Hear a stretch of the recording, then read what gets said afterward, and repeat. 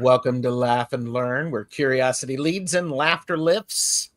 I'm Gerald, joined by Timy Raven, Linda de Gonzalez, and Maru. Hello. Today, we explore the star and the moon, clarity and mystery, authenticity and intuition. Your reflections, you know who I'm looking at, really help shape this conversation. We appreciate you being here because, after all, you all are one of the best chatters. You're a best chatter. That's on the internet, so it must be true. Right there. Best chatter. It is true. It is true. And available at the merch store. Link in the description. Nice.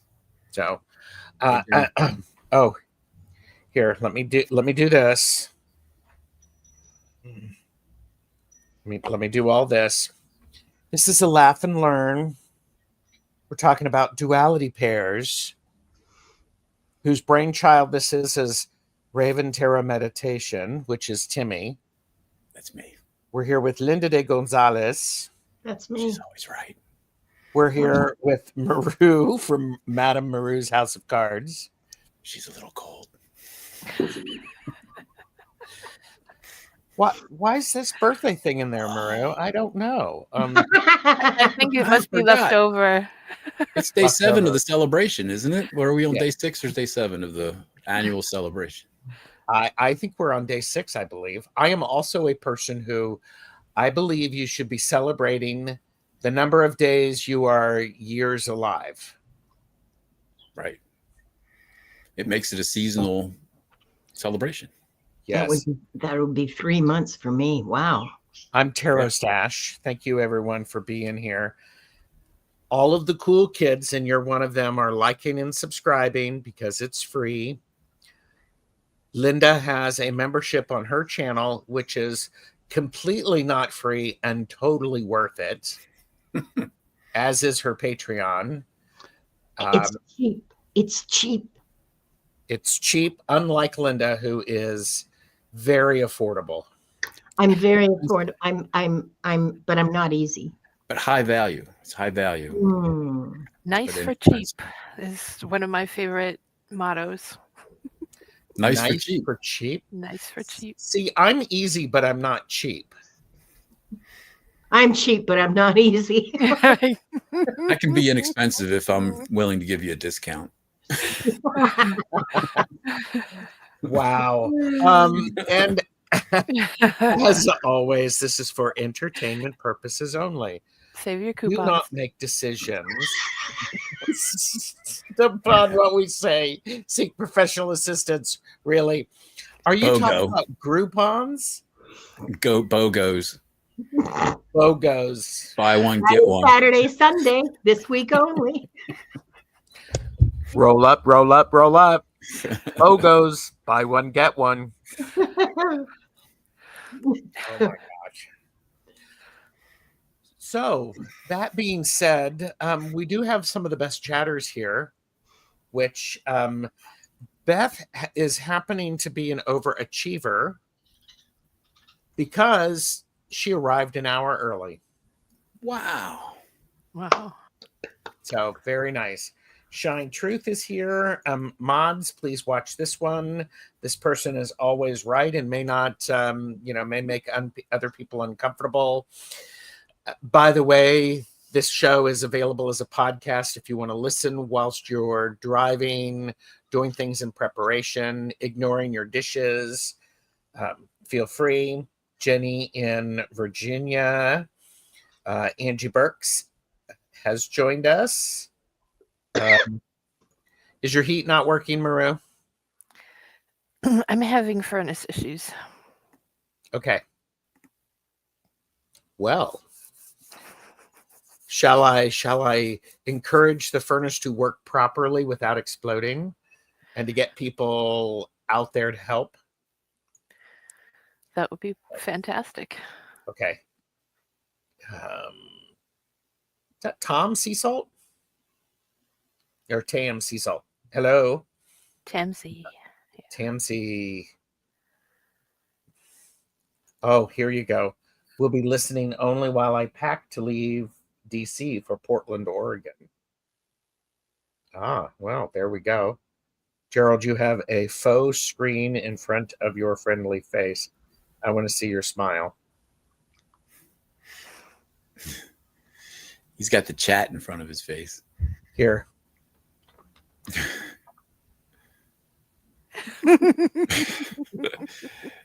That's a dose that'll last the whole show, at least an hour. And just for you who want to see it, buy one, get one free. tiny hands. Two hands, two tiny hands. Very affordable. We are making Angie's Day. Fixed. Okay. Oh, going home. Safe travels. Yes. I've broken some people, but you know what? It's okay, because today we are continuing our conversation about duality pairs in the Tarot de Marseille. What's wonderful about this is a growing opportunity. We're all having fun with learning things. Edward has arrived. Thank you for being here. With this, we're looking today at the duality pair number 9, which you call humility, correct, Timy? That's right. And this is about the evolutionary journey of self-awareness, or to self-awareness. To truly know yourself and your place in the world, you must practice humility. This is the path to self-awareness, a journey of understanding. It is illustrated by the star and the moon cards in the tarot. The star represents the journey of knowing who you are, your unique identity and aspirations. The moon signifies a deeper, more profound understanding of what you are, your place in the vastness of the universe. A complete understanding of the self demands a humble recognition of your greater nature and your individual place in the great design. Now, unless you're curious of, this is from the forthcoming book from Timy. I have advanced pieces and parts. He has an advanced draft. I have a very advanced draft. It's a pre-draft, actually, because we're still working on this, and you guys are helping me out. Yes, you are. This is a group effort at this point. Mm-hmm. Timy, would you like to? May I put this up and have you chat about it a little bit? Sure. This is a new version of the duality tree that I adapted from the Hermetic Kabbalah tree of life. And if you've been watching all the episodes up to this point, you understand the progression. But this is the latest version. And I wanted to make a real quick note. The people that have been watching will notice that decisions and motivations have flipped position on the tree. As we've had these discussions, we've gone all the way through the first 8 dualities, and my understanding of the duality card meanings has gotten much deeper. And 9 months ago, I matched the duality meanings to the Sephiro meanings of the Kabbalah tree of life, and I decided to readdress that, just to go back and double check. And I double checked all 10 of them, and they all matched except for 7 and 8, which was decisions and motivations. And it just seemed like it wasn't quite an easy fit. And actually, I used my AI, trusty AI assistant, to do a deeper dive on those 2 Sephiro, which is Chesed, which is over on the right-hand side, motivations, and Gevura, which is on the left-hand side, decisions. Originally, I had motivations on the left and decisions on the right.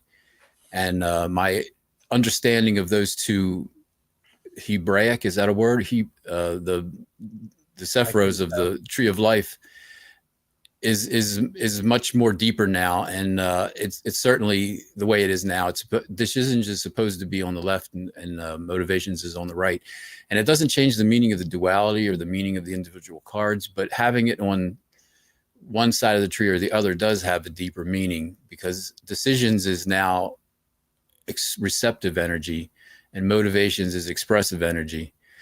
And I was a little hesitant to make this change, but it's very compelling to do the change. And I just wanted to tell everybody that I made a slight miscalculation there, but I think that it's fixed. And it's actually, now that it's in place, it feels more right to me. I don't know. What do you guys think?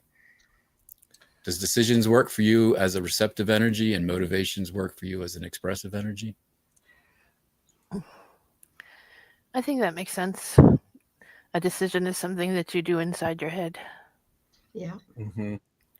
And Gerald, when we did that one card reading with you, those were the two that were at hand. We couldn't quite decide. Is it decisions or is it motivations? It's almost like a chicken and the egg kind of thing. Like which one fuels the other? And I think that under very different circumstances, one could be first and then the other one could follow. You could be motivated to do something and then you make the decision, or you decide to do something and then you have to gin up the motivation to implement it. Mm-hmm.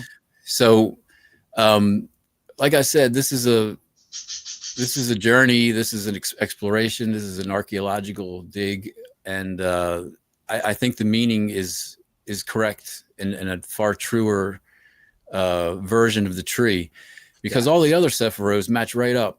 Those were very easy to fit. But I remember I had difficulty with 6 and 7. I couldn't decide which side goes with which. So I've changed that. And if we put the tree back up, we can begin with today's show, which is humility, which is up at the top left.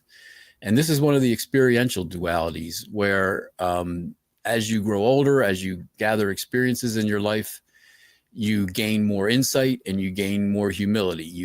And humility is knowing who you are, which is the sun card, and knowing what you are, which is the moon card. And the humility is the penultimate on the right-hand side, or the left-hand side of spiritual awareness, and the receptive energy side of our personalities and our behavior. So how do you want to start? Gerald, do you want to talk about the individual card meanings and then we can delve into it a little deeper? I want to, Donna Marie has joined us. Hello, Donna Marie. Beth did share, also the star guides us. The moon makes it difficult to see our path. Notice that the moon is reflective. The human face is reflected in that moon image. Yes. Go ahead, Linda. I don't agree that it makes it difficult to see our path, because without the moon, you don't see anything at all. That's true. It certainly forces us to look more closely at our path. And that focus, I think, is one of the things that helps us. But Viviani, the sun is radiant and the moon is reflective. I think I think there are two dualities there on that level. Mm-hmm. Yeah, and that's and true. also, And the star is technically a sun. A sun is a star, I mean. Yeah. Well, that's you got what I meant. Yeah. Yeah. Yeah. And moonlit paths can be shadow work too. And if you take that word reflective, okay, to reflect on yourself, to me, that absolutely ties in with the traditional meaning of the moon as intuition and inspiration and all those things that come from looking within. Mm-hmm. Yeah. So yeah, Well, shadow work fits very well with that, as far as I'm concerned. when the light is reflected from the moon, it loses its spectrum. And it's just kind of black and white looking. Interesting. Okay. Ooh. Yes, you're right. Wait a minute. Oh, here, I was going to put that up. Oh, you want? Okay. I'll let you control the bus, Gerald. Sorry. I jumped the gun there. It's okay. What would you like to say? Because here we have the ninth duality of humility. We have the star on the right and the moon on the left. What did you want to say about this to me? Well, I think that the star is the side of humility where through life experiences you learn more and more about your own self, what your weaknesses are, what your strengths are. Being willing to look into the mirror and see the good parts and the bad parts and work with both and keep moving forward. It's an important receptive energy to indulge in. You know, you don't want to go through life and have an unexamined life. You know, that's a famous quote from somebody. You know, an unexamined life is not worth living. Examining your own self and knowing what your strengths and your weaknesses are is key to a path of balance and spiritual awakening. And I also think that this is the human side of the duality. I will call it the elemental willfulness side. You know, we had discussions last episode about animal instincts and animal nature. Mm-hmm. And I think that's an imprecise phrase, and it never really sat quite well with me. And it's also sort of insulting in some contexts. And it's really a very specific to humanity. You know, I wanted to come up with a more universal term. So I think elemental willfulness is the cards that are on the right-hand side, the odd cards. And I think that's, for human beings specifically, that's our animal nature is the right-hand side cards. And I think the star is an example of that. You know, it's us, our biological body and our spiritual experiences, and it's getting to know ourself, who we are. And then on the left-hand side, I think this is the spiritual awareness side. All the even cards on the left-hand side of the duality pairs are the spiritual awareness cards, and we can discuss this. But in this case, do you want the other thing up, Timy? No, we can continue with this. Okay. That's sort of a different side conversation, but it's another thing that I've noticed just in the last 2 weeks from our discussions, that the cards on the right, I was originally saying those are the animal nature side cards, and then the cards on the left are the spiritual nature side, and it matches the tree polarity as well. You know, the left side of the tree is the receptive side, and the right side of the tree is the expressive side. And I think that pattern is continued on in the card pairs themselves. All the odd cards are expressive, all the even cards are receptive. So on the left-hand side here, we have the moon, and I believe this is symbols illustrating what we are. And you can see sort of a biological evolution where there's the sea, water, and we're springing forth as, you know, like a simpler life form, that sort of lobster creature there crawling up onto the shore. And then you have two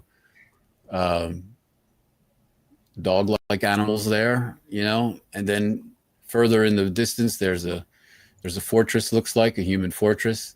And then up at the top, this is called the moon. There's the moon reflecting a human face. And then, as we discussed last week, there's all the spiritual energy raining down on the tableau there. So I think as a summary, that's where I'm at with this duality and the cards. This is great. Beth did share. It's interesting that in Western cultures we see a human face in the moon. In Chinese culture, for example, it's a rabbit. In Peru, it's a fox. Peru, it's a fox. I love that. Wow. Did not know that. Again. What number is the moon card in Marseille? Is it 18 or 19? It's 18. 18. 17 and 18. 17 is the star. Yeah, that's what I figured. If you could put that up again, okay, this is only interesting if you're into numerology, which I only have a passing acquaintance with it. If you look at the star, you'll see that there are 7 stars, but there's one big fat one in the middle. So there you have 10 plus 7, so 17. But I counted the little drops on the right, on the left-hand side, I'm sorry, and for the moon, and there are 19 of them, which I found interesting because there's the moon and 19, and there are 7 rays coming from the moon. Interesting.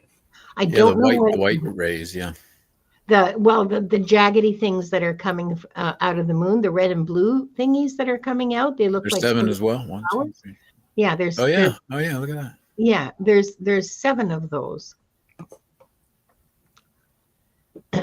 I'm looking. Sorry, I'm shuffling in the background for a Marseille deck, so I could do some looking. So I would love to know more about the numerological significance, because I don't think that it's by chance. It's not arbitrary. I don't think it's arbitrary that there are 19 drops of insight from the moon when the moon is card number 18. Is that extra one pointing towards the next step? Is that one to grow on? Speaking of birthdays, it seems like a spiritual energy of some sort that you think emanating from above. Yeah. Some significance of that. Yeah, exactly. But I'm what are sure the numbers? Well, because you're putting this in terms of the framework for this is the Kabbalah, which is notorious for numbers are everything. Definitely. Mm-hmm. So it kind of looks like one of the creatures is eating one. Yes, that might be the 19th. The 2 that are facing each other. Yeah, the 2 that are facing each other. One of them is looks like it's just about to lick that one into its muzzle. Yeah. But to me, I see that as a symbolic progression of simpler to more complicated to spiritual awakening sort of a thing. The star reduces to 8, which there are 8 pointed stars on one card. That'll be a whole show on itself with the numerology of that, I think. That's right, Tam. You're going exactly where I was going. Yeah. Mm-hmm. Yeah. One wild, one domesticated, conscious and subconscious in the moon. Yes. That tracks, because could you put that card up again, the moon card? Because look, there's a pool there, but on one side of the pool there is one castle, and on the other side there's another castle. Each dog has taken or animal has taken sides, belongs to, it looks like they belong, to these 2 different things. So are they battling? I don't know. Are they playing? I don't know. It has a bilateral symmetry to it. Yeah. Mm-hmm. If I could read the Boda definition, maybe. Yeah, let's do that. Please. Okay.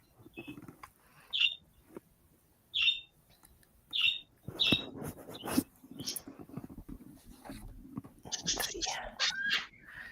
So we're talking about the moon, and that's the card there. And by the way, Leah is here. Hypnicity has joined us. So thank you, everybody. And please remember to do all of the YouTube things. Okay. It says, corporeal intelligence is attributed to key 18. It means body consciousness and is indicative that illumination is dependent upon bodily states. Until the body organs are evolved to the extent that higher forms of consciousness can manifest through them, it is impossible to experience such conscious states. Let's see. I agree with that 100%. Can you read that last part again? The simpler states to more advanced states? It says, the bodily organs, until the bodily organs are evolved to the extent that higher forms of consciousness can manifest through them, it is impossible to experience such conscious states. I would say specifically the brain and the spine and the nervous system. You know? Yeah. And it says, sleep is also attributed to this key, and it is during sleep that our aspirations and efforts are built into organic structure. Every thought we think and every action has some modifying influence on bodily structure. Whoa. Okay. Yeah.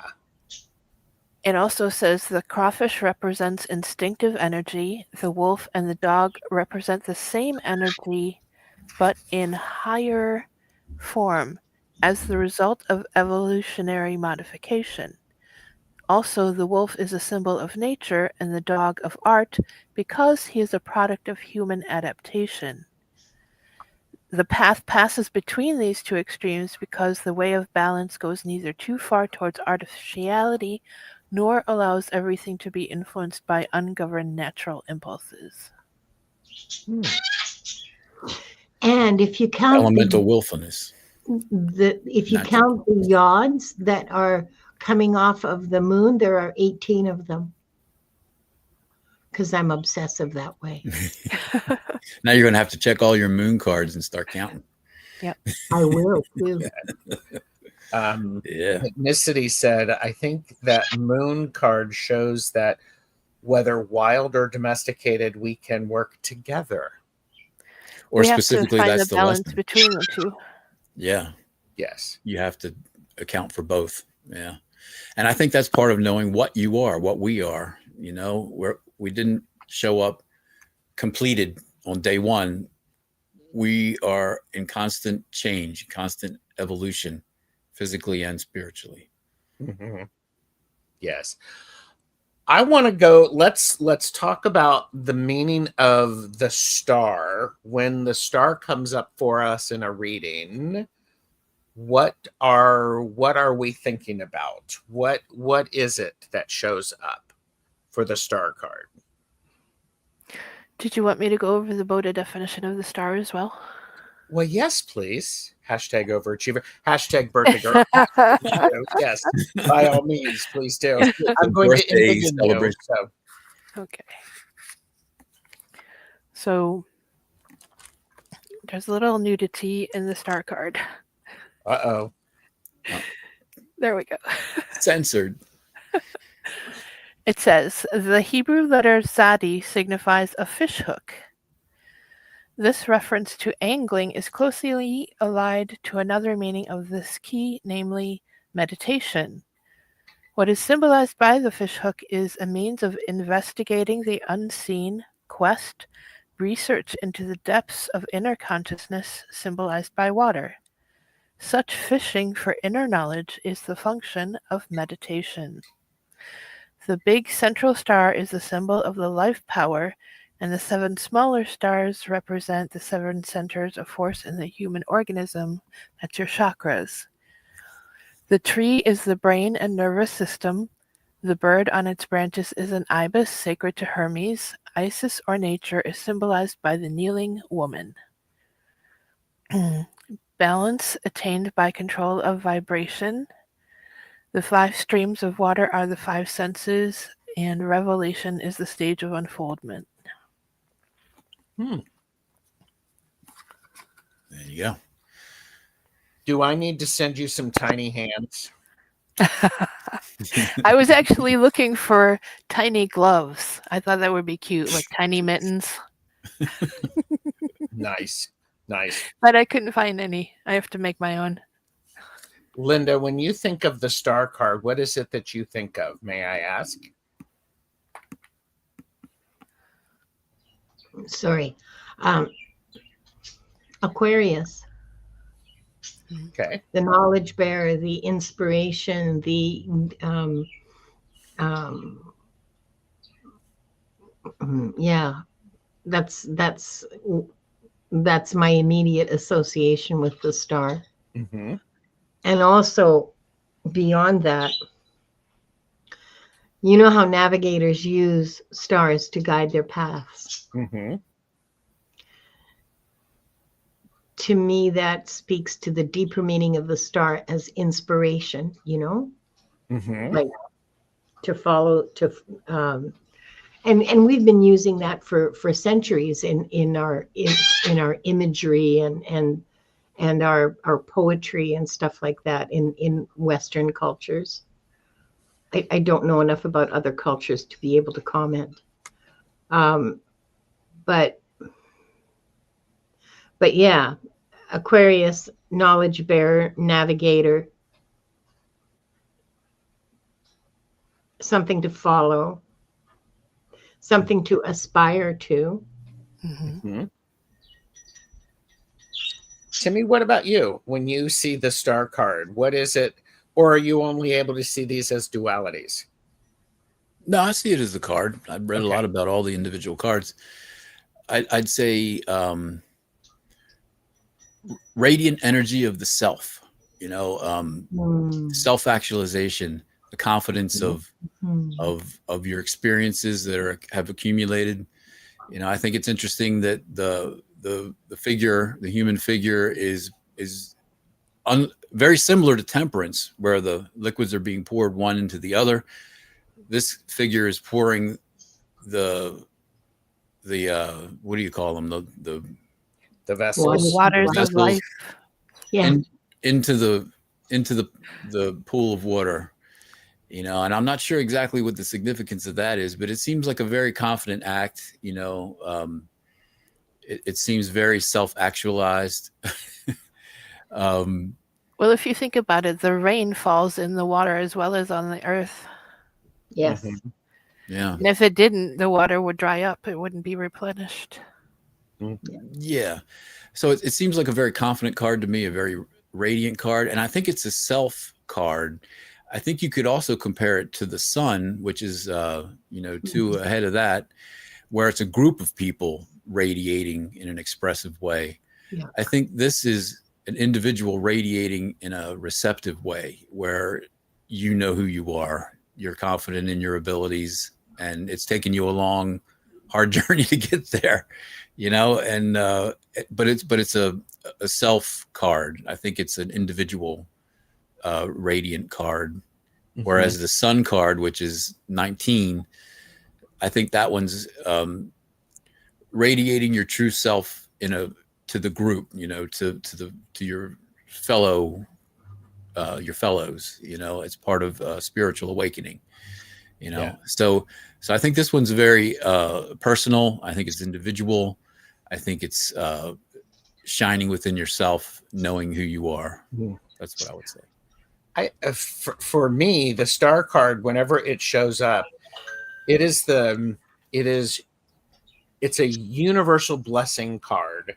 The universe is saying, I see you. I want you to get everything that you want, everything you desire. When I also learned with the star card is you're getting all of this attention, whether or not you want to get it, you're being seen. So that's something that I think about with the star card. I mean, absolutely, it's this. It's your bright, shining soul radiating from within you. Certainly being seen by yourself, you know, in an honest, truthful way. Yes.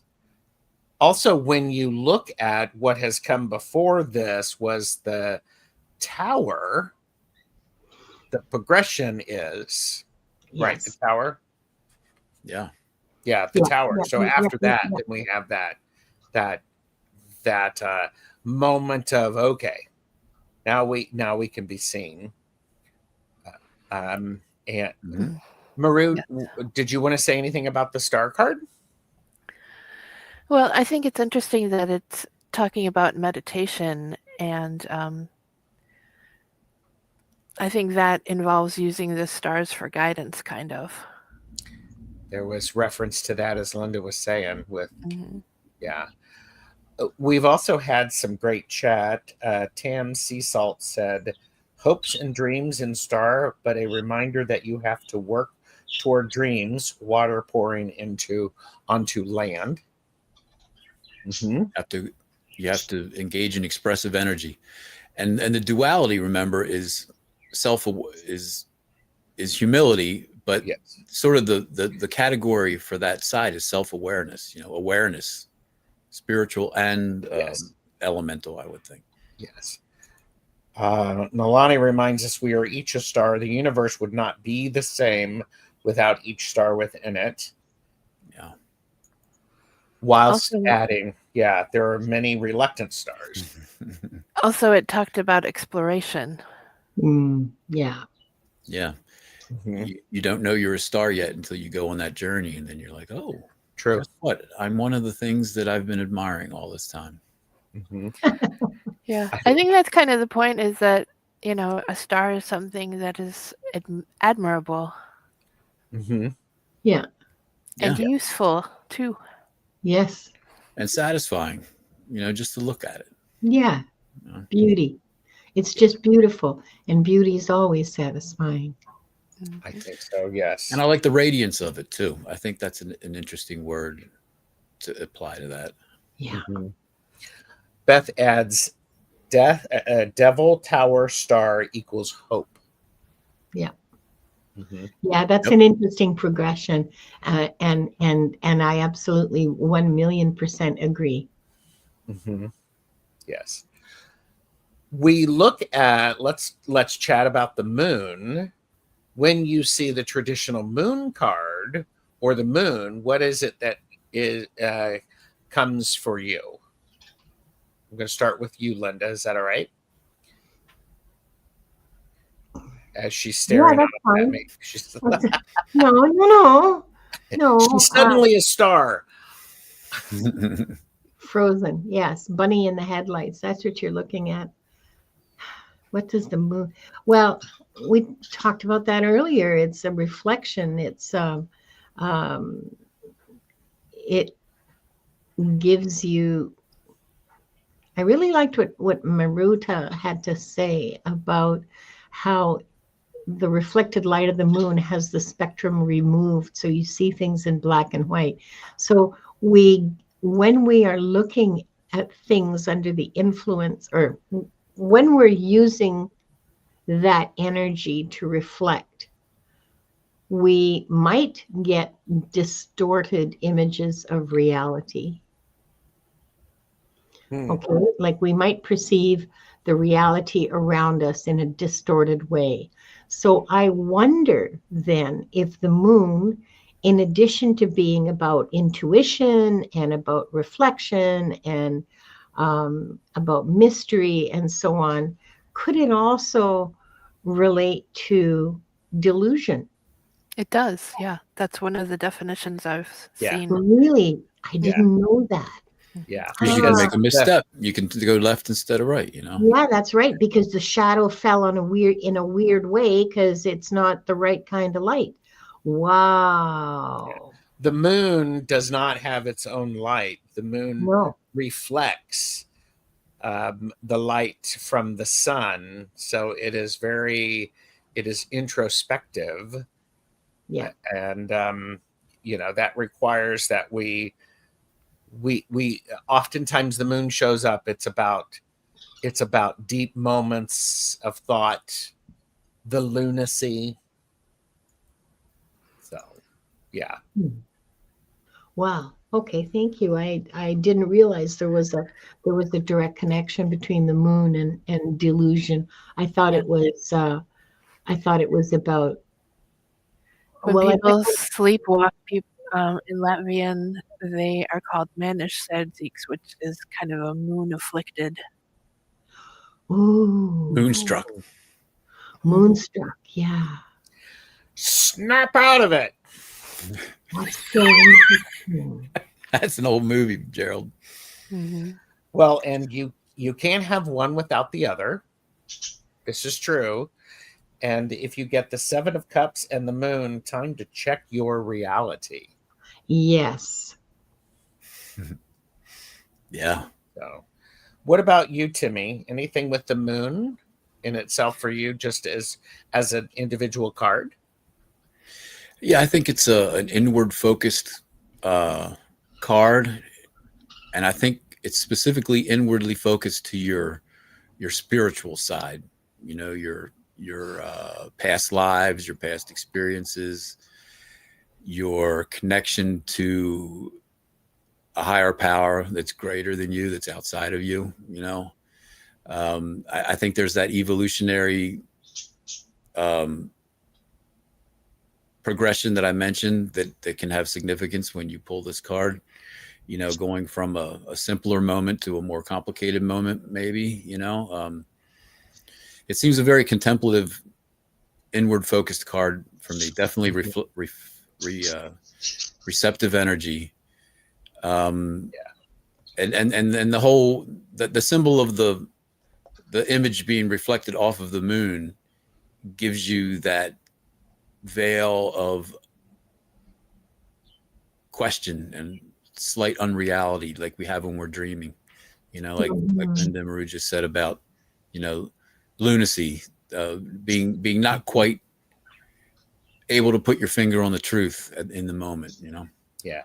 Well, this goes back to, you know, it's about reflection, which isn't always true. Delusion. But self-reflection and looking in the reflection is a requirement. So you can't be afraid. You know, you can't be afraid of the fact that sometimes it's not quite true, you know, or it's. Yeah. I think it's interesting what it said in the book about having to evolve your body to be able to handle spirit. I don't think that's meant on an individual level, is it? I thought it meant that physical beings had to evolve from like amoebas to have spines and limbs and brains so that then they could handle it. I didn't think it reflected. So you think that we, as we have reached this level of evolution, this is why we can have a spirit within us? Yeah, I thought it was phylogeny rather than ontogeny. You know what I mean? Like, no, I actually don't. Okay, well, so when you, it's something I learned in like grade 11 biology. Ontogeny recapitulates phylogeny, which means that the growth of the individual through we're talking about humans here, okay? 2 cells to 4 cells to 8, it sort of, and then there's a tail for a while. The baby, the fetus has a tail for a while, and it slowly gets reabsorbed and becomes the spine. It recapitulates, in very rough terms, the evolutionary journey of the entire species. Okay. So when you were talking about whether we, as we are now here, have the capacity for spirituality, well, yeah, it's the amoebas who don't. Okay. None of us are amoebas. I mean, we may be shit people. I think we have a consciousness, but we may not be conscious until we evolve a little bit more. Yeah, but the evolution isn't physical at that point. It's spiritual, because but that's what yogic practice is about, isn't it? I don't know. It's about like training your body to be able to handle your spirituality, I guess. I'd never heard that. Huh. Yeah. Huh. Okay. Because Beth did say sounds very yogic to her. Huh. And this is meant as praise, Linda. Them some Jeopardy words there, Linda. As I like to say, we call those $5 words. Or 6-foot words. 6-foot words. Or yeah. Yes. And you did get confirmation from Beth Maru. Yes. Yes. I'm going to have to think about that business with yoga, because I had never heard that. Mm-hmm. And I don't really want to start stretching and moving.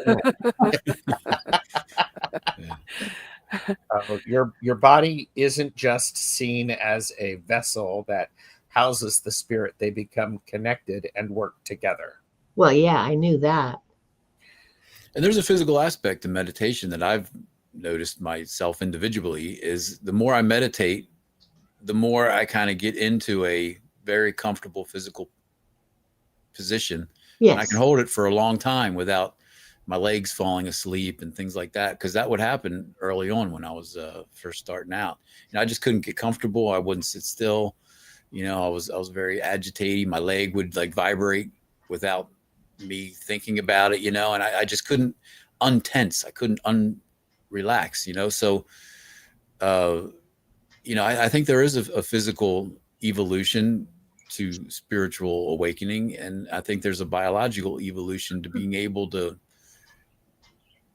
receive the spiritual emanations, however you want to define that. Like I think the moon card is showing that we become more sensitive to spiritual matters as we become more complicated biological beings.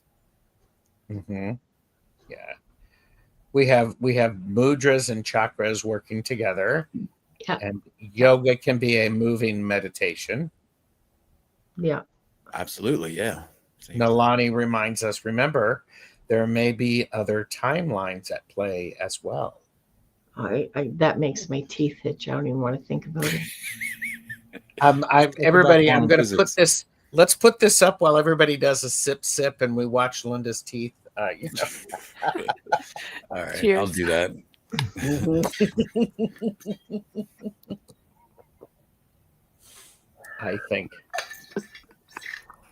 I think it's interesting. When there's certain times with the tarot where the story, the fool through the wheel has a very clear story. Mm-hmm. People sometimes, and this is just Gerald getting on his soapbox, stay tuned for Tarot the Stash Way. This may be a 300 level course of that, or a seminar. 400 level, maybe. 400 level class. Well, it is. Yeah, absolutely a graduate hard. seminar. Sometimes people spend a lot of time thinking about the fool through the wheel, and they get to death and they sort of go, but what they're doing is they're missing a significant part of that. The other half, which is if we're looking at our progression. Thank you. If we're looking and we're noticing our progression, it's like we understand the basics, the 0 through the 10. We're not noticing how to apply it as we move forward. There you go. Okay, that one has to be one of the oracle cards. That message makes my teeth itch. I don't even want to think about it. Excuse me while I take a screenshot of that. Captured. Thank you. Hi, fantastic Gary. Content. Yes. So and that's something I think the idea of the duality pairs gives us an opportunity, because the basics is one thing. When you move beyond that, when you move through the death and beyond, death and beyond, it's how do you weave those 0 through 10s together in a different way? What's that message? How do they relate? Gerald, I think the rest of the cards take more work. Are you saying that I'm lazy? No, I'm because you'd be saying right. that I'm saying that human beings generally do the least amount required to get by. Yep, All Yeah. I the can time. vouch for that. Yep. I think that that's Yep. reflected in the cards too. Most people lean on their expressive side, and they just hang there on that side in a big circle, and just don't add enough reflective energy into their daily activities. That's an imbalance in itself. Yeah. We like Yeah. instant gratification. Yeah. And that's, I think, our elemental willfulness. That's particularly for us, that's animal instincts. Elemental willfulness could be an avalanche coming down a side of a mountain. Elemental willfulness could be a tidal wave, and elemental willfulness could be us all taking a drink of water at the same time. Because we're all thirsty.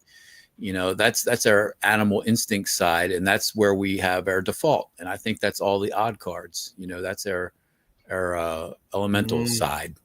And if we look at all of them, all of the 10 pairs, we don't have to do that now, but if you look at them, you can see it, and you can make a pretty convincing argument that the card on the right is the more animal nature card, and the card on the left is the more of the spiritual aspirational card.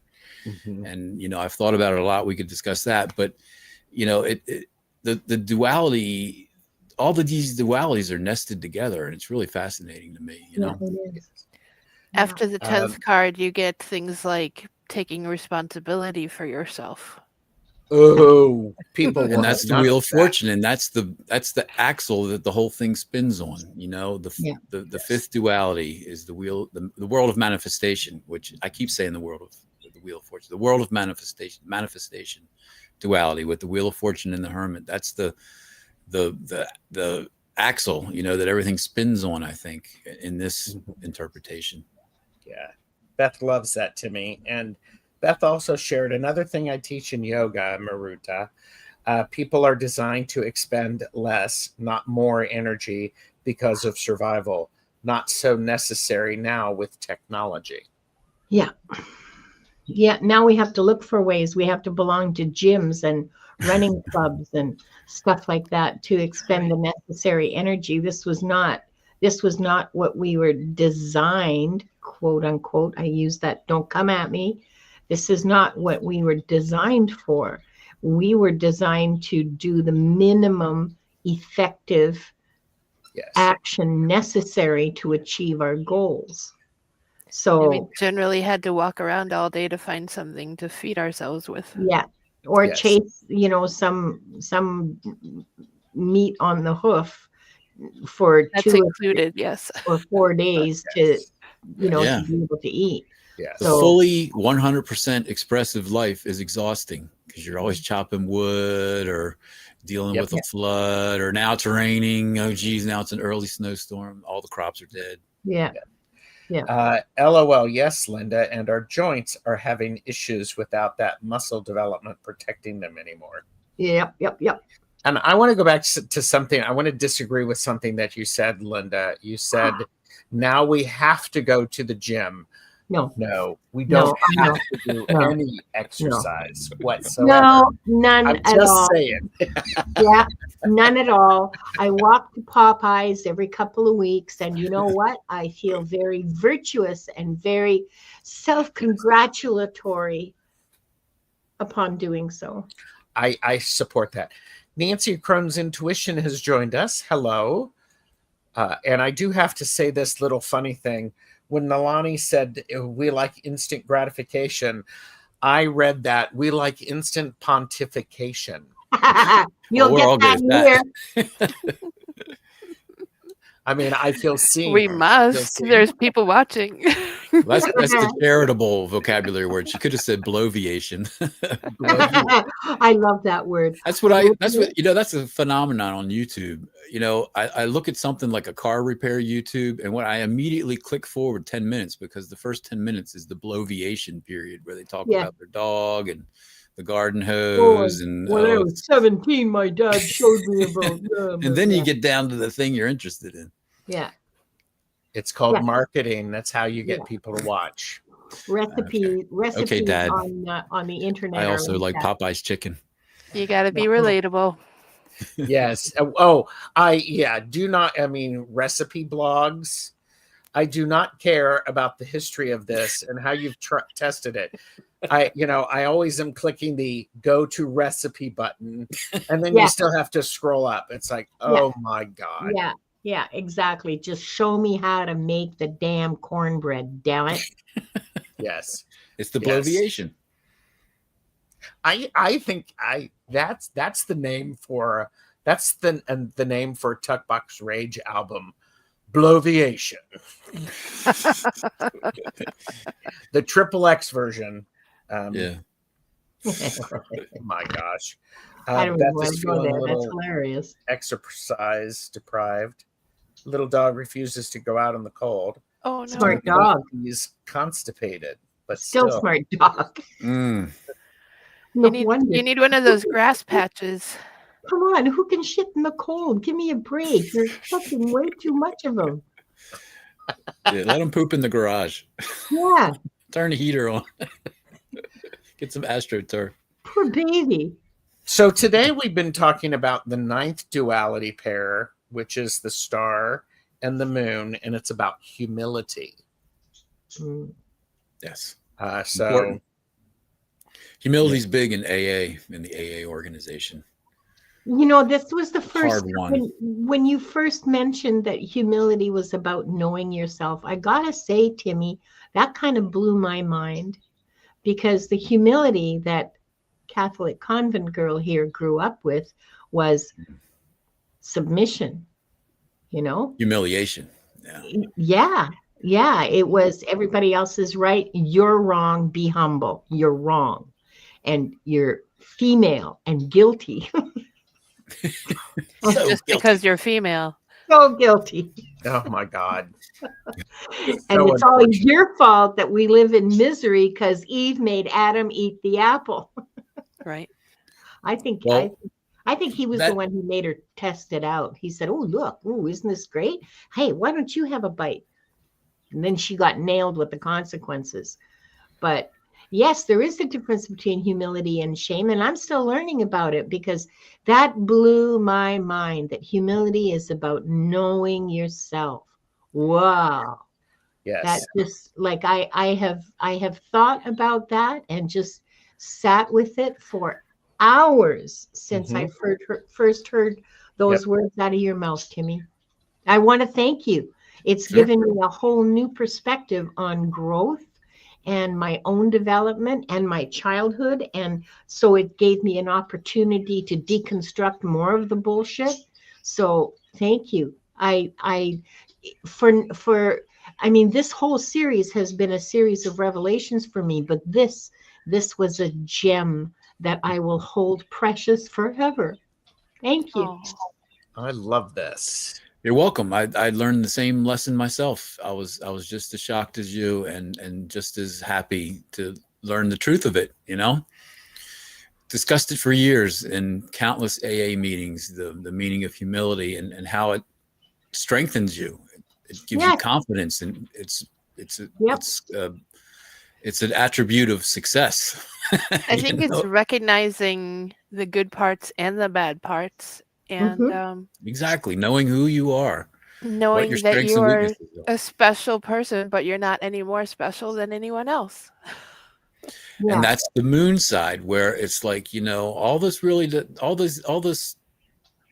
storm and thunder and Sturm und Drang is really not very important, you know, in the long run. You know, there's a greater concept that we're all a part of. Well, you had, you know, and by the way, TMC has shared for your dream project pool, Linda. There you go. For me? Yes, oh, TMC, thank you. That's for you. I wanted to, because that's where all the YouTube money is going these days, is towards Mirasera. I mean, anything after the cost to run the channel, it's going towards Mirasera. Yeah. Thank you. Oh Lord, it's hard to be humble when you're terminally unique. We're all a star. We're all terminally unique. Yes.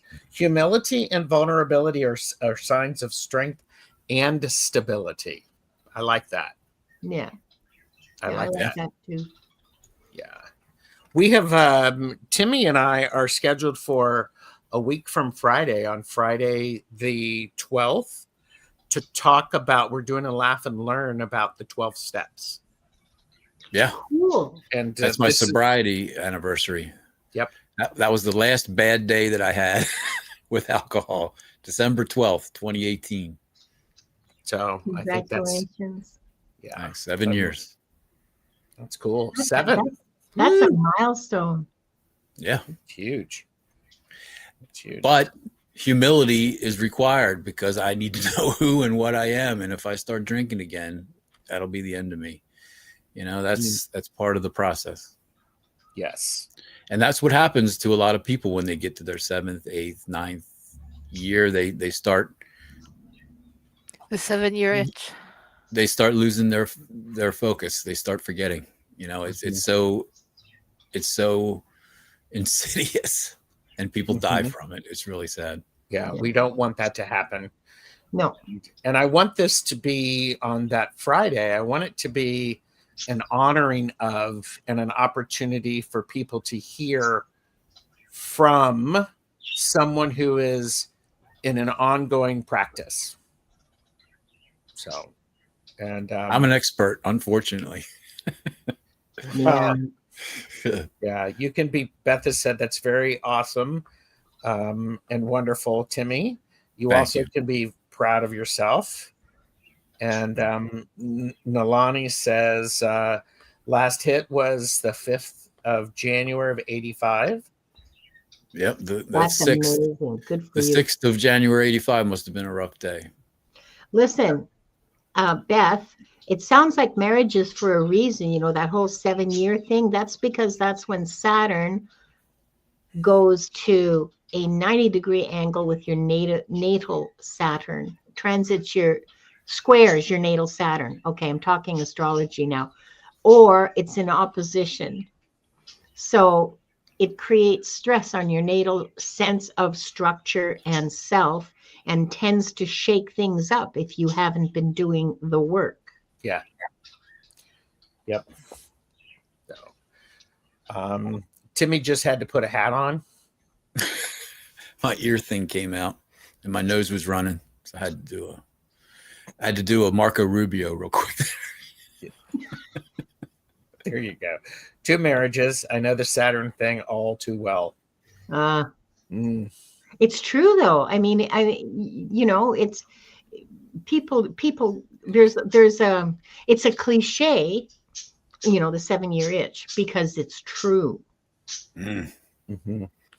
I think this is one of those things, as we think about this 9th pair, because we're coming up on the last pair, the 10th pair next time, that a complete understanding requires humble recognition of both individual and universal aspects. It's this beauty in we have to see ourselves where we are in the bigger picture and not get cocky about it. Yeah. So Yes. We have to recognize that we are unique, and so is everybody else. yes, I am unique just like you. I know, isn't that hilarious? I love that. I love that paradox. It is like, Yes. That's a spinner, Yes. all right. yeah. Yes. Does anyone have any closing thoughts on this duality pair? We are unique, yet at the same time, we have so much in common. Yep. Yeah. Yeah. It's a revelatory duality. You know, I had no idea that either one of those things existed years ago. And I'm glad you found it, because now we're having a conversation about it. The other thing about it is we oftentimes, like we were talking, 0 through 10, we do certain things, but then after that, it gets challenging. And Jane the Seeker is here, has been resting today. Hello, Jane. Good to see you. Age balance of the personal and universal. Yep. Oh yeah. Yeah, Oh, and yeah. you know this, like I've said a million times before, it's so simple to have this intellectual conversation and look at the cards, but when it comes down to your actual life, it's hard to keep a grasp on these philosophies and actually implement them in your life. You know, it's easy to just fall back into that default, fall back into that elemental willfulness. You know, the force of habit, the bondage of the devil card, which I think, you know, we were talking about that last week. It's the card versus the Tower card, and I think the devil card represents elemental willfulness, and the Tower card represents spiritual willfulness, and we have a push and pull between those two sides, you know. Yep. So you know, I guess that was just my point. You know, it's the elemental versus the spiritual, and I guess that's all I got to say about that. I lost my point there. I think what you're saying is it's always there. As we move, we notice the other one, and therefore if we notice the other one, we have to it's like driving a stick shift.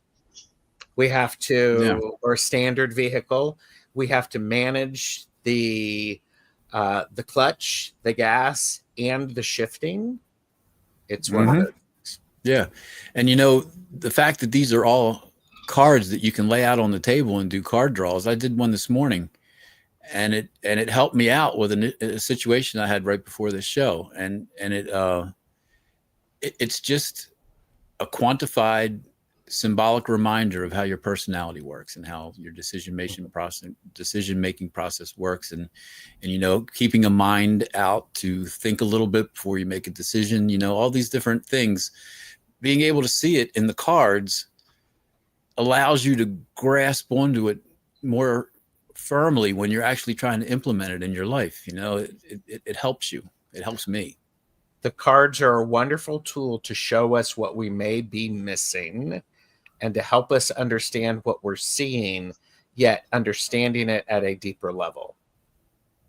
Yeah. So, yeah. We have a request. This is not the last duality pair. That's next week. And we have a request for focus on numerology. And Sure. so... Yeah. Well, I'll tell you who's the expert on numerology and tarot is Deborah Zachow. She wrote a whole freaking book about it. So did she? Oh no, not that one. I meant Decoding Tarot. There's a lot of numerology. You in mean that this book. one? Yes, I mean that one. Oh, wait a minute. Oh, here, this one. It's pulling it right off of my shelf. And it's got tabs. And multicolored tabs. Use index. Look at the index tabs. Oh my God. I love you so much, Gerald. Gerald ain't lying. He actually is reading that book. He's Yeah. got tabs in it. Yes. And he's probably got a notebook that he writes notes in while he's reading that book. But yes, if you want numerology and tarot, Deborah Zachow's the woman for you. Let's do a couple shows on the archetypes of circumstance, which are the number cards, you know? Or we can also do one on the archetypes of manifestation, which are the court cards. And they match up to the tree too. Those four dualities in the middle. Really? Fire, air, earth and water. Earth and water. Wow. Yeah. We will talk about this. Everybody, thank you for being here. I wanted to say one last thing. Just please do, birthday girl. An observation that keeps running through my mind is that the moon and the stars are in the sky at the same time. Wow. The stars may change, but they're always there, and the moon comes and goes. Oh. Interesting. Yeah, you know, and that's an analog to our actual experience, you know, like you know your inside self, because when you're conscious, but getting that spiritual connection is tenuous. You know, it's slippery. It's hard to grip onto sometimes. You know, it's like the moon reflecting. You're like, it's like these YouTube things where the image is backwards, and I'm trying to do things on the screen and it's reversed. It's confusing, confounding. Yeah, like when I try to point to Timy, but I'm pointing in the exact opposite direction. Yeah. Yeah, Gerald's over there. Wait, that works. No, he's down here. It's okay. Maru's there. Timmy's up there. And Linda's right there. Yeah. And you are right there. And Beth said, spirit in the center connecting them all, Timy. Mm-hmm. Yeah. And on that note, I want to say thank you for everybody for joining us for this duality pair. Join us next week for duality pair number 10. And we appreciate you being here, because when you're here and you're participating, boom, you add value. So thank you to all of the guests here, and you please make sure you are subscribed to all of our channels. Maru, Linda, and Gerald do private readings, which are available through the contact information below. And take care, everyone. Bye. See you later.